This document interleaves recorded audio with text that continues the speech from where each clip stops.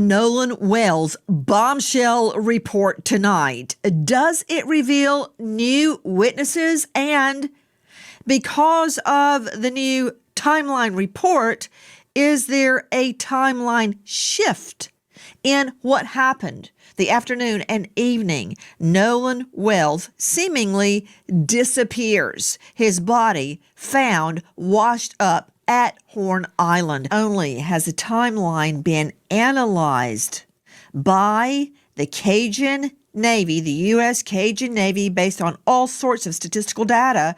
New photos are emerging. Take a look at this photo before we go to the Cajun Navy. Look at this. Check out what you're seeing.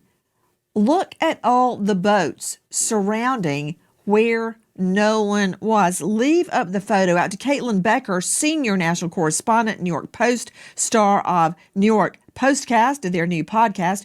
Caitlin, what are we seeing? For more than a month, one question has driven the Nolan Wells case. Who actually saw him in his final hours on Horn Island? This week, that question got a lot more complicated.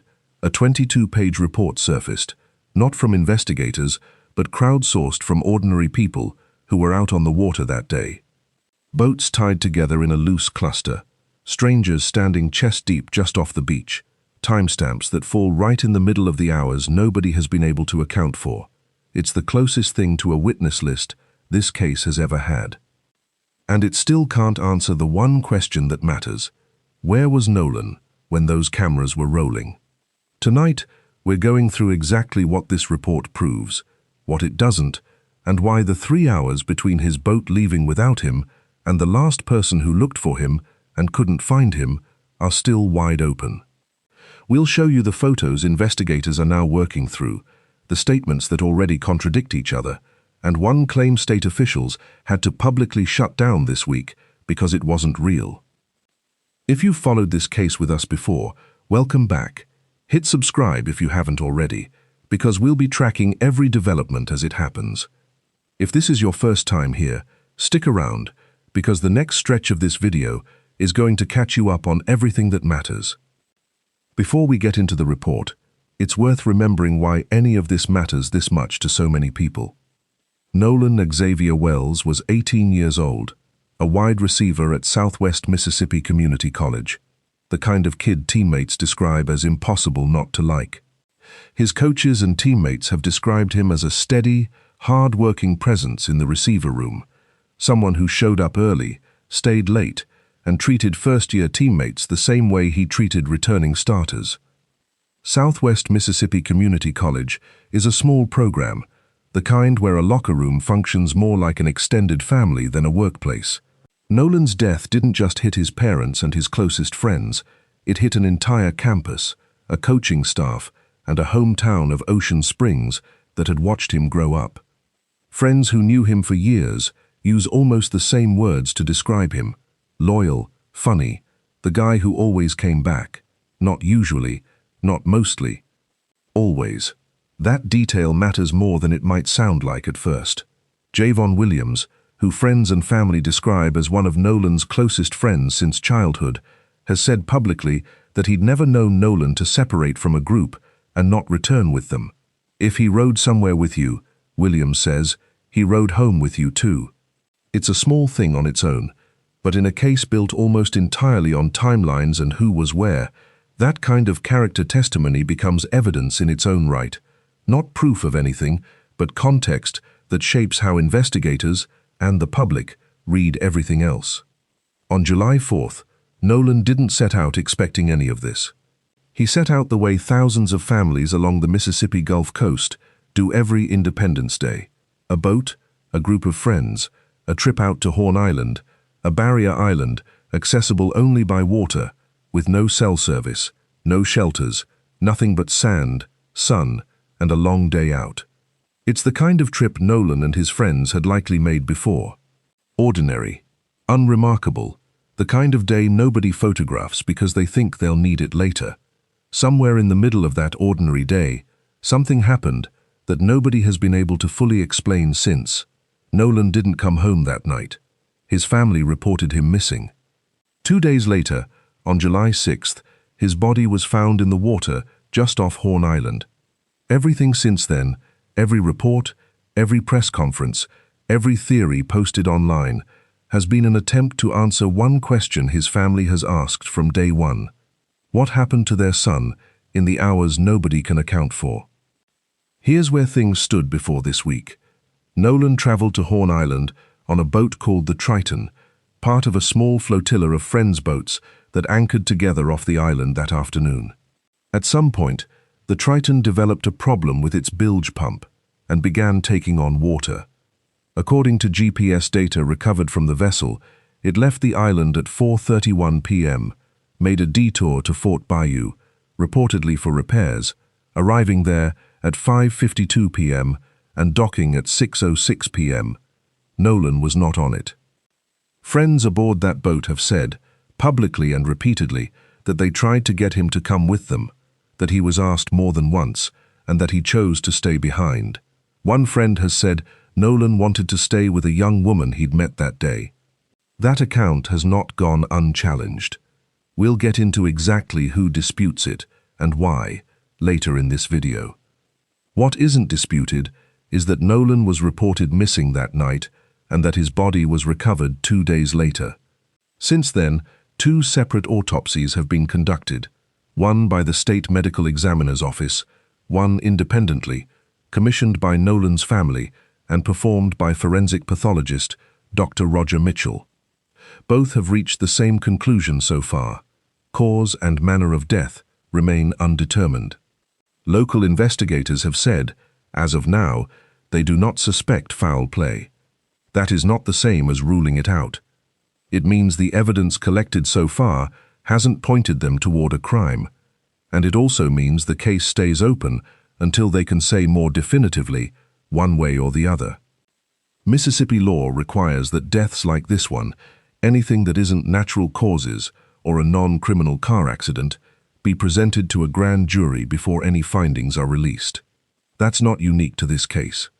It's standard procedure in Jackson County, according to District Attorney Angel Myers-McElrath, who has said publicly that her office has handled death investigations this way for her entire career.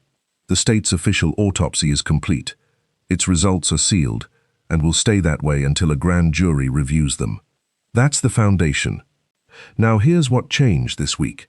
The organization behind the new report is the United Cajun Navy, a volunteer group that helped search for Nolan in the days after he went missing, and that has, in past cases, assisted with recovery and relief efforts far outside Mississippi, including flood response in Texas. According to the group's vice president, Brian Trasher, the United Cajun Navy doesn't typically publish reports like this one. In fact, he said they compiled similar material for another closely watched case, the Nancy Guthrie investigation in Arizona, and never released it, after local investigators there asked them not to. This time was different.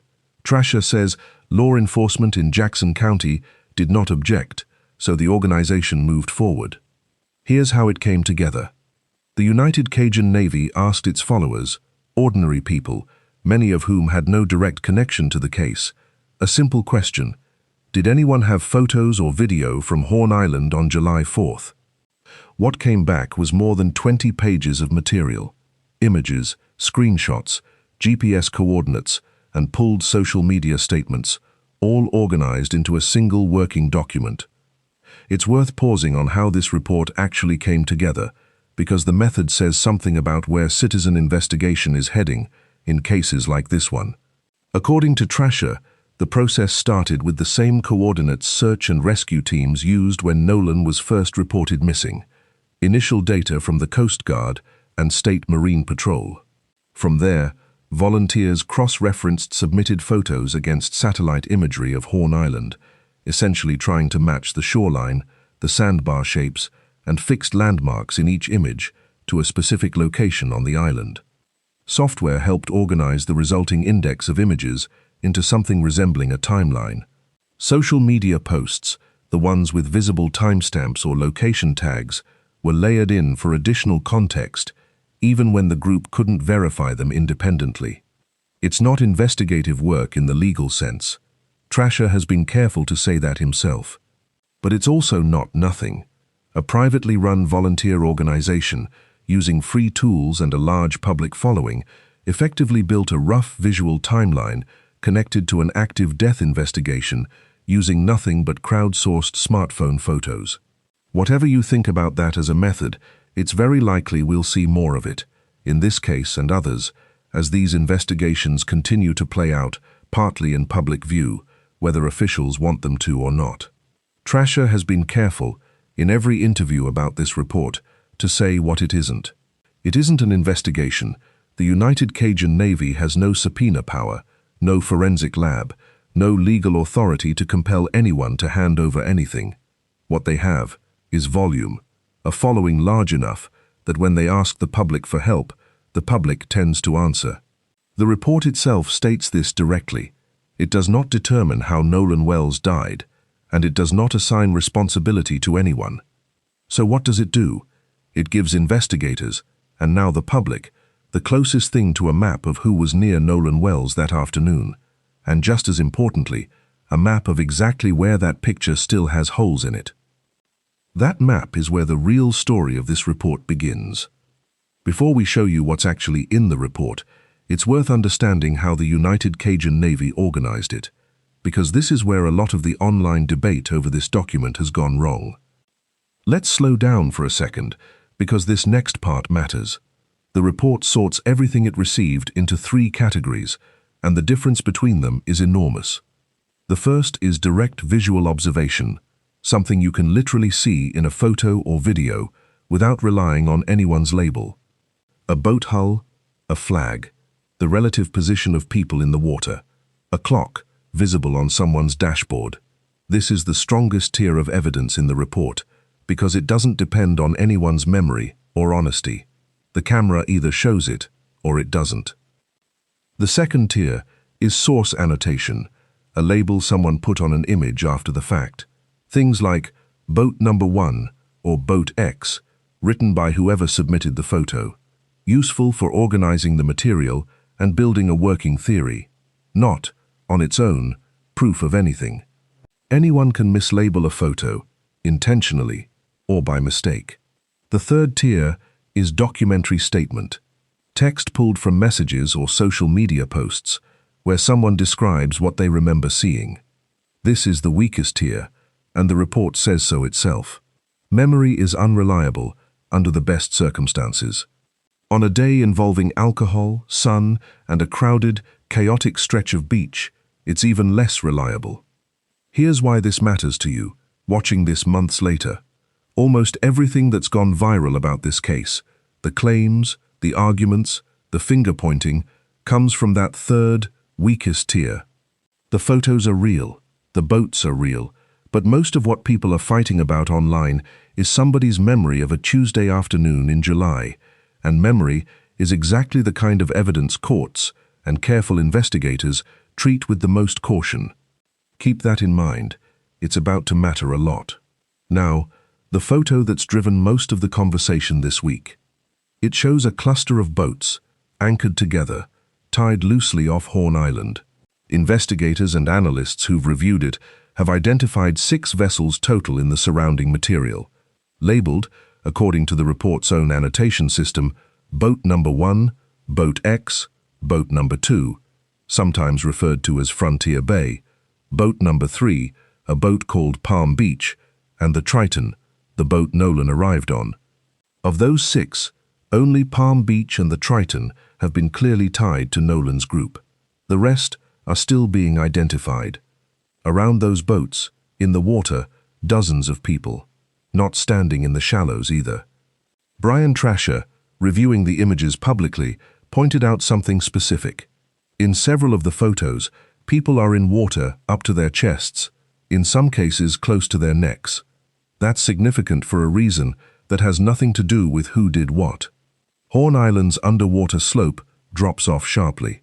You can be standing in water at your knees and, a few steps later, be in water over your head, with no warning and no gradual transition. Add a rip current, which this stretch of coast is known for, and what looks like a group of people having a good time in shallow water is actually a group of people much closer to real danger than most of them probably realized. Nobody in these photos has been confirmed as Nolan. That's the frustrating part. The report is explicit that it cannot verify when many of these images were actually taken, camera's timestamp, based on when a photo is saved or screenshotted, not necessarily when the original moment happened. Based on shadow length and lighting, analysts believe some of these images were taken in the late afternoon, likely putting them in the same general window as the timeline gap investigators are trying to fill. But likely is doing a lot of work in that sentence, and the report doesn't pretend otherwise. There's one more detail worth understanding about those boats, because it points toward exactly how this pool of witnesses might eventually get smaller and more specific. Every registered vessel carries what amounts to a license plate, a registration number, and often a name, tied to a specific owner through state or Coast Guard records. If investigators can clearly read that registration off any of these photos, they don't just have a boat, they have an owner, and an owner who can be asked, directly, who else was on board that day. According to Trasher, some of that verification work is already happening. He said the organization has been comparing notes with the sheriff's office, and that a number of people who recognize their own boats in these images have already come forward voluntarily to law enforcement. What the photos do prove, according to people who've reviewed them, is scale. If even a fraction of the people visible in these images were close enough to see Nolan that afternoon, the pool of potential witnesses is larger than almost anyone previously assumed. That's not a small thing. That's the entire point of releasing this report. So let's get precise about the timeline, because this is where the case actually lives. According to GPS data recovered from the Triton, the boat left Horn Island at 4:31 p.m. It traveled to Fort Bayou, arriving at 5:52 p.m. and docking at 6:06 p.m. Those numbers come from the vessel's own electronic records, which makes them some of the most reliable data points in the entire case. Before that departure, there's a call, placed to Sea Tow, the towing service, after the Triton's bilge pump failed and the boat began taking on water. On that call, the caller describes roughly 7 passengers aboard and confirms to the dispatcher that everyone is accounted for. Here's where it gets contradictory. Sea Tow has stated they never actually towed the boat because the caller told them the issue had resolved itself before they arrived. Mississippi's Department of Marine Resources says otherwise, that the Triton was towed nearly 3 miles before it was able to resume moving under its own power. 2 organizations, 2 different accounts of the same 20 minutes. Neither has been publicly reconciled. That wasn't the only contradiction. Now, the gap. The report identifies what it calls a material gap, investigator language for exactly what it sounds like, between the last time anyone can independently place Nolan somewhere in a window between 3:23 and 4:27 in the afternoon, and the next confirmed data point in his case. Even that window comes with a caveat. The underlying video and photos can't be fully verified as showing that exact time without the original files and their metadata, something the report specifically recommends investigators obtain. Then there's a second boundary, 7:30 p.m. That's when a woman named Caitlin Brochard says she and her group left the area, and that Nolan was, in her words, nowhere in sight. Do the math. That's a window of roughly 3 hours, from a boat leaving without him to the last person known to have looked for him and not found him, where nobody has provided investigators with a corroborated, verified account of where Nolan Wells actually was. 3 hours, on an island with no shelter, no communications equipment, and, as we now know, dozens of potential witnesses somewhere nearby. Here's where the story splits, and where you need to pay close attention to who's saying what. The most widely repeated account of Nolan's final hours comes from the friend who owned the boat Nolan arrived on. He said, in a televised interview, that he and others called out to Nolan multiple times as the boat prepared to leave, not once, but repeatedly, urging him to come back before they departed. According to that account, Nolan declined. He wanted, friends say, to stay behind with a young woman he'd met earlier that day. Another friend who was present has backed up part of that story, saying separately that Nolan chose to remain because of a woman he'd become acquainted with on the island. That account has not gone unchallenged, and the people challenging it aren't anonymous critics online. They're Nolan's own family and one of his closest friends. Javon Williams, who grew up with Nolan and describes him as his best friend, has said publicly and repeatedly that the story doesn't match the person he knew. Nolan, he said, was never the type to separate from a group and not come back with them. That if you rode somewhere with him, he rode home with you too. Nolan's mother, Christine Wansley, has gone further, questioning her own family's familiarity with the friend telling that account of the timeline. She's said publicly that she and her husband had never even met him at their home, despite descriptions of him as a close, long-time friend of her son. We want to be precise about what this is and isn't. This is not a case where one side has evidence and the other has none. What we have are competing personal accounts from people who were either present that day or who knew Nolan well. Accounts that, so far, nobody outside those groups has been able to independently verify. Attorney Ben Crump, representing the Wells family, has said some of Nolan's other friends reject the idea entirely that he would have volunteered to stay behind at all. We're not going to tell you which account to believe. That's not our job, and frankly, it isn't possible to know yet. What we can tell you is that this disagreement, over a detail that might sound small, is one of the central open threads investigators are still working to resolve.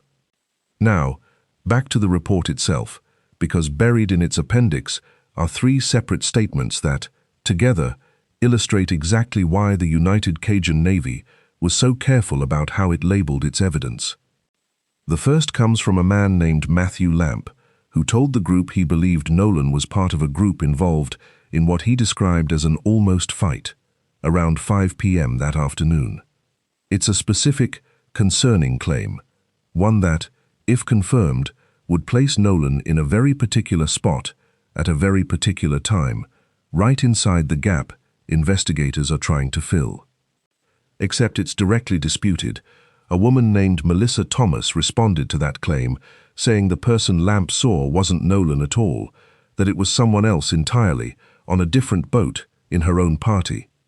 Thomas has said she personally spoke with members of Nolan's group that day, and recalled one of them holding, in her words, an entire bottle of vodka. 2 witnesses, 2 different memories of the same few minutes, neither one independently verified.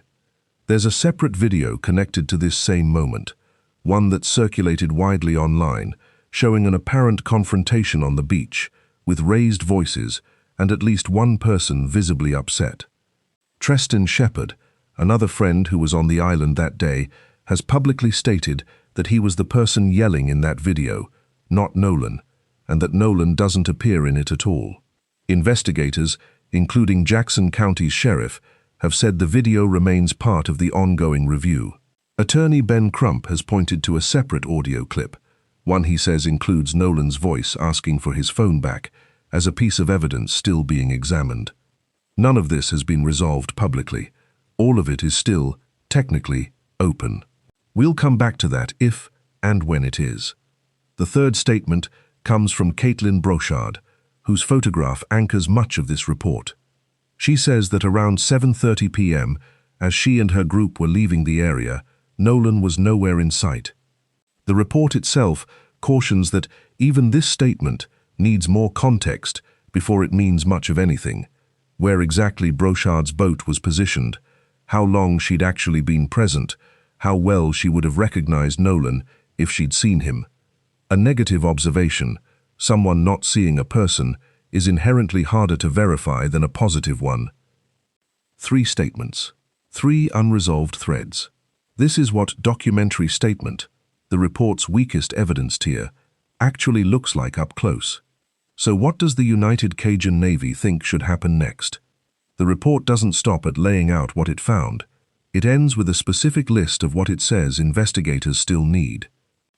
At the top of that list, the original video and photo files, complete with metadata, rather than the screenshots and reshared copies currently circulating online.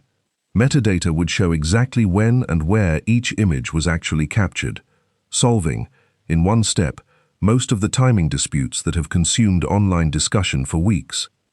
After that, complete GPS and engine data from every boat involved, not just the Triton, full electronic records could establish, with far more precision than anyone has managed so far, exactly when each vessel moved, where it went, and how long it stayed there.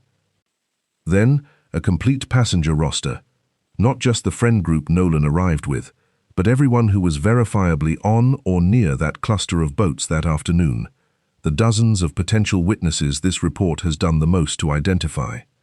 None of this is a conclusion. It's closer to a checklist, the report handing investigators, and by extension the public, a specific, achievable path toward the kind of minute-by-minute timeline this case has needed since July 4th.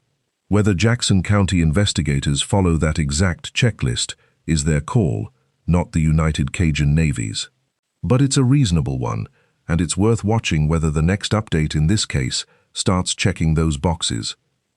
Unsurprisingly, this report has split public opinion right down the middle, and it's worth understanding why, because it says as much about media coverage of this case as it does about the case itself. On one side, journalists and outside investigators who've reviewed the report treat it as genuinely useful, not because it solves anything, but because of what Brian Fitzgibbons, a director of operations at a nationwide security and investigations firm, pointed out in his own review of the material. This report helps identify who may actually qualify as a witness to the hours investigators still can't account for. That's not nothing. In missing person cases, without a single dramatic, marked event, no gunshot, no explosion, nothing that would have made bystanders realize in the moment that they were witnessing something significant, Fitzgibbons noted that conflicting timelines among witnesses aren't automatically suspicious, they're expected. People don't check their watches when a friend says he's staying behind for a few more hours. It would be more unusual, he said, if every account lined up perfectly. On the other side, a competing take dismissed the entire report as insignificant, arguing it contains nothing new, and that people close to the friend group had already privately confirmed the same general timeline. It's worth being transparent about that source. The commentator making this argument has disclosed a direct line of communication with the accused friend's camp, which means his conclusion, whatever its merits, isn't coming from a neutral read of the document. That doesn't make him wrong. It means his framing deserves the same scrutiny as any other single source with a stake in the outcome. If you take one thing from that disagreement, let it be this. In a case this contested, always ask, who benefits from the version of events someone is telling you? That doesn't mean dismissing anyone's account outright.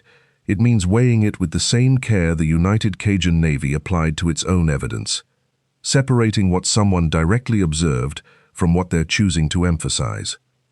This is the tension running underneath almost every piece of coverage in this case, a genuine hunger for answers, running headlong into a document that was never designed to provide them. The United Cajun Navy didn't promise a break in the case. They promised transparency about what they'd collected. Whether that's enough depends entirely on what happens with it next. While all of this was unfolding, state officials were fighting a different battle entirely. One against information that was never true in the first place. Earlier this week, Mississippi's Public Safety Commissioner, Sean Tindell, issued a public warning about a document circulating on social media, presented as Nolan Wells' toxicology report. Tindell was blunt. The document is fraudulent. No official toxicology results have been released in this case, by anyone, at any point. He asked the public directly to stop spreading it, saying that Nolan's family, his friends, and Nolan himself deserved better than that. This isn't the first time manipulated material has circulated around this case. Weeks earlier, a separate piece of audio began spreading online, with some claiming an enhanced version revealed an admission of guilt from someone connected to the boat. Journalists who've reviewed both versions, including Caitlin Becker of the New York Post, have said publicly that they don't hear what some online commentators claim to hear, and that a mechanical failure on the boat that day offers a far more mundane and far more likely explanation for at least part of what's audible. Why does any of this matter to a report about boat positions and timestamps? Because it's the same underlying problem. In the absence of official answers, a case this large generates a vacuum, and vacuums get filled, sometimes by genuine tips, like the photos in this report, sometimes by honest mistakes, and sometimes, apparently, by people fabricating entire documents and passing them off as real. Telling the difference between those three categories isn't optional if you're trying to actually understand this case. It's the whole job. There's a part of this case that doesn't show up in the report, but that's worth understanding because it explains some of the caution you'll notice in how we're covering tonight's development. Nearly everyone connected to that boat trip, on every side of it, has become a target of online harassment. Nolan's mother has said publicly that her family has faced threats and intimidation while simply trying to get answers about her son. Separately, several of the friends who were on the island that day have said they've received death threats serious enough that their families launched a legal defense fund, which has since raised well over $150,000. One of those young men reportedly skipped Nolan's memorial service over safety concerns. His mother, a sitting judge, said she deactivated her own social media after threats were directed at her family. Threats serious enough that federal prosecutors have since filed charges against multiple people in connection with them, including threats made toward officials working the case itself. We're not naming the specific individuals involved in that harassment on our end, and that's a deliberate choice, not an oversight. Some of them haven't been charged with anything. None of them have been proven, in any legal sense, to have done anything wrong. And regardless of what anyone believes about their role in what happened that day, sending threats to teenagers and their families doesn't get the Wells family closer to answers. It just adds more damage to a situation that already has plenty. There's a practical dimension to this too, separate from basic decency. Attorney Mary Pereira, a domestic violence advocate who's followed the case closely, has pointed out that when witnesses see friends and family members of people connected to a case get doxxed and threatened simply for being named publicly, it can make anyone else who might have relevant information less willing to come forward voluntarily. That cuts against everyone's stated interest here.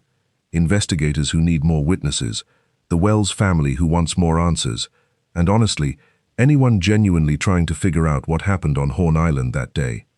A climate of threats doesn't just hurt the people receiving them. It shrinks the pool of people willing to talk at all. Ben Crump, representing Nolan's family, has publicly dismissed the growing back and forth over competing legal funds and potential lawsuits as a distraction from the actual investigation.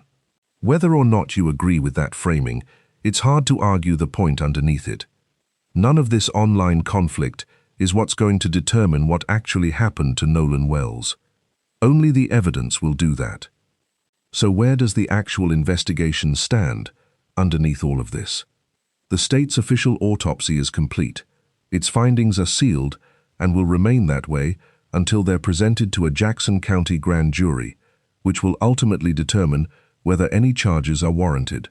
District Attorney Angel Myers McElrath has said this is standard procedure for her office in any death that isn't from natural causes or a non-criminal accident, not a special step taken because of public pressure, but the same process her office has followed for years. The independent autopsy, performed by forensic pathologist Dr. Roger Mitchell at the family's request, reached a similar conclusion. Cause and manner of death remain undetermined. Dr. Mitchell has noted a limitation in his own examination. By the time he was able to review Nolan's body, portions had already been examined and, in some cases, retained by the state medical examiner's office, a common practice in cases like this, but one that limited what his independent review could confirm. Jackson County Coroner Bruce Lind, one of the first officials to examine Nolan's body, has said there were no immediate, obvious signs of foul play or trauma, which is part of why the case was sent for a full state autopsy in the first place, to look beyond what's visible on the surface. CNN law enforcement analyst Charles Ramsey, reviewing the case from outside the investigation, made a point worth repeating here. Until both autopsies are fully released and investigators say what they believe happened, jumping to conclusions in either direction does a disservice to Nolan's family. That's not a call for silence.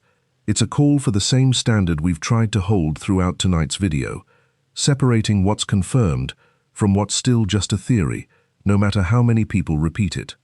Beyond the autopsies, attorneys on both sides are pushing for more. Ben Crump's team says forensic audio specialists are reviewing the complete sea tow emergency call and that ocean engineering experts are examining exactly how Nolan's body came to rest where it was ultimately found, given the tidal patterns in that part of the Gulf. Attorney Eric Hertz, also working with the family, has said discussions are underway for a joint forensic review of cell phone data connected to the case, an examination he expects could eventually involve the FBI. Subpoenas have already gone out to multiple technology and social media platforms. Everyone connected to the case, friends and officials alike, has reportedly been told not to delete any records, because further legal action is considered a real possibility. None of this guarantees an answer.